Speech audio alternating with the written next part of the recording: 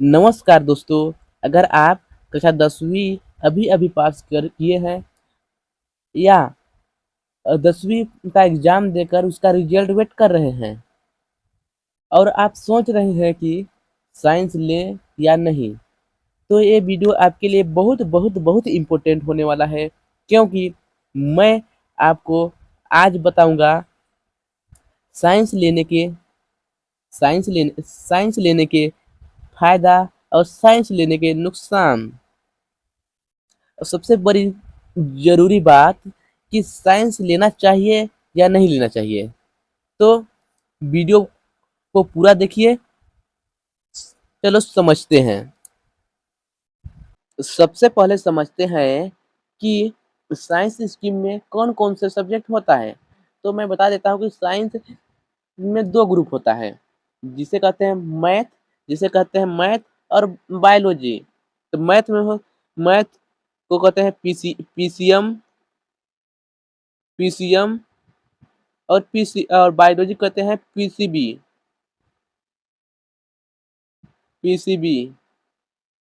PCM का मतलब physics, chemistry, math और पीसीबी का मतलब फिजिक्स, केमिस्ट्री, बायोलॉजी। तो ये हो गया हम लोग का सब्जेक्ट। अब चलते हैं इसके फायदे की तरफ। इसमें क्या-क्या फायदा होता है, इन सब के बारे में जानेंगे। तो इसमें फायदा होता है, सबसे ज़्यादा करियर ऑप्शन होता है। अगर आप पीसीएम लेते हैं तो इंजीनियर अगर आप पीसीएम में ज़्यादातर स्टूडेंट इंजीनियर की तरफ जाते हैं, और अगर आप पीसीबी लेते हैं तो ज़्यादातर स्टूडेंट डॉक्टर की तरफ जाते हैं। इस इसमें इसमें हाई सैलरी अपॉर्चुनिटी होती है। इसमें सैलरी हाई होती है। अधिक सैलरी जो जो साइंस स्ट्रीम में अगर आपको सैलरी ज़्यादा चाहिए तो आप जा सकते हैं साइंस में।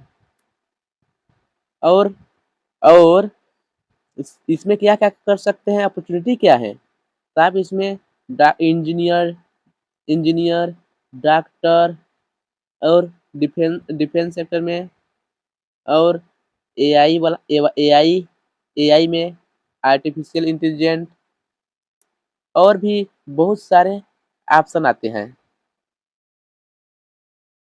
और और ये है क्या, तीसरा नंबर है दिमाग तेज बनता है। दिमाग तेज बनता है। कैसे बनता है तेज? इसमें सब्जेक्ट होता है फिजिक्स, केमिस्ट्री, बायोलॉजी, मैथ। ये सब फिजिक्स, केमिस्ट्री, मैथ, ये सब कैसा कैसा सब्जेक्ट है? कठिन कठिन सब्जेक्ट है। कठिन सब्जेक्ट है, जिससे कि अगर आप कठिन सब्जेक्ट पढ़ेंगे तो आपका सोचने की शक्ति और ज़्यादा बढ़ेगा, क्योंकि उसे गहराई से सोचना होता है, उसमें गहराई से पढ़ना होता है, इसलिए आपका सोचने की शक्ति भी बढ़ेगा। और और क्या है? और है तीसरा है तीसरा है कॉम्पिटिटिव एग्ज़ाम के लिए बेस्ट। ये कॉम्पिटिटिव एग्ज़ाम के लिए बेस्ट होता है। जैसे हो गया यूपीएससी। यूपीएससी में भी सोचने की सोच ज़्यादा ज़्यादा अपना समझदारी दिखाना होता है, इसलिए इससे सोचने की शक्ति भी बढ़ता है, जिससे कि यूपीएससी भी क्रैक कर सकते हैं। क्योंकि यूपीएससी में भी मैथ में सीसैट बहुत ज़रूरी होता है।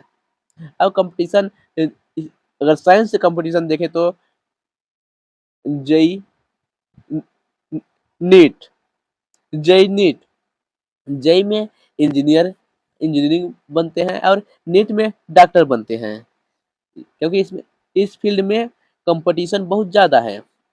फ्यूचर बहुत ज़्यादा है। जैसे कि आप इंजीनियर बन गए, डॉक्टर बन गए, और एआई एआई में जा सकते हैं, आर्टिफिशियल इंटेलिजेंस में, और अनेक डिफेंस सेक्टर में, और भी अधिक मौका मिल सकता है। इसके लेने से और भी फायदा यह है कि अगर आप इसे पढ़ने के बाद, साइंस पढ़ने के बाद आप आर्ट आर्ट कॉमर्स में भी जा सकते हैं, क्योंकि आर्ट कॉमर्स सिर्फ पढ़ा जाता है। ये अगर आप आर्ट कॉमर्स में जाते हैं, लेते हैं, तो साइंस नहीं पढ़ सकते हैं बाद में, क्योंकि बहुत कठिन और भी कठिन लगेगा। इसलिए इसके एक और भी अपने तरफ से फायदा बता दिए हैं। अगला है इसके नुकसान क्या है। इसके नुकसान, हाँ, इसके नुकसान हो गया पहला, पढ़ाई बहुत टफ होती है। पढ़ाई जो है बहुत टफ होती है। इसमें पढ़ाई बहुत टफ होती है, क्योंकि फिजिक्स, केमिस्ट्री, मैथ ये सब कठिन सब्जेक्ट है, इसलिए इसलिए बहुत टफ होती है। प्रेशर और कंपटीशन और और उसे पढ़ने टफ होता है, इसलिए पढ़ने का प्रेशर और भी और भी प्रेशर बना रहता है दिमाग में। और कंपटीशन भी बहुत। अगर आपको अच्छा कॉलेज चाहिए तो इसमें कंपटीशन होता है, जैसे जय नीट का एग्जाम देना होता है। जय जय नीट बहुत कॉम्पिटिटिव एग्जाम है। इसलिए इसमें इसलिए इसमें कोचिंग की जरूरत होती है, जिससे कि खर्च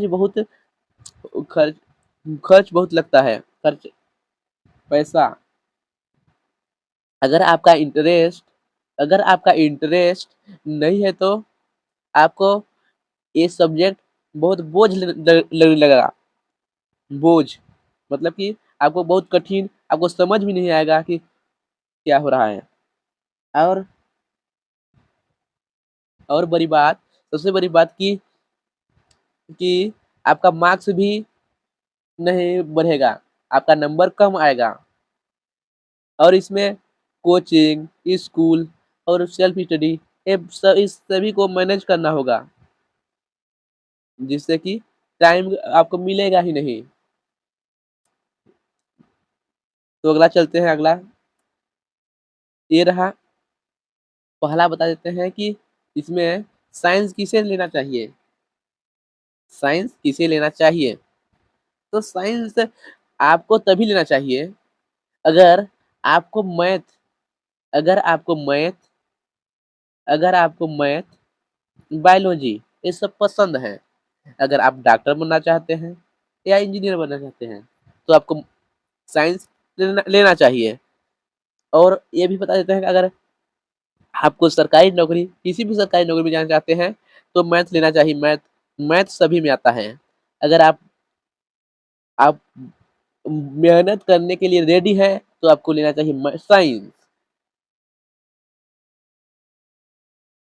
और साइंस लेना जरूरी है। और चलते हैं अगले में कि किसको नहीं लेना चाहिए। साइंस किसे नहीं लेना चाहिए? तो सिर्फ अपने दोस्तों को देखकर ये जो साइंस है इसे नहीं लेना चाहिए। अगर अपने पेरेंट्स बोल रहे हैं कि साइंस ले लो, साइंस ले लो, साइंस ले लो, तो आपको पेरेंट्स के प्रेशर से साइंस नहीं लेना चाहिए।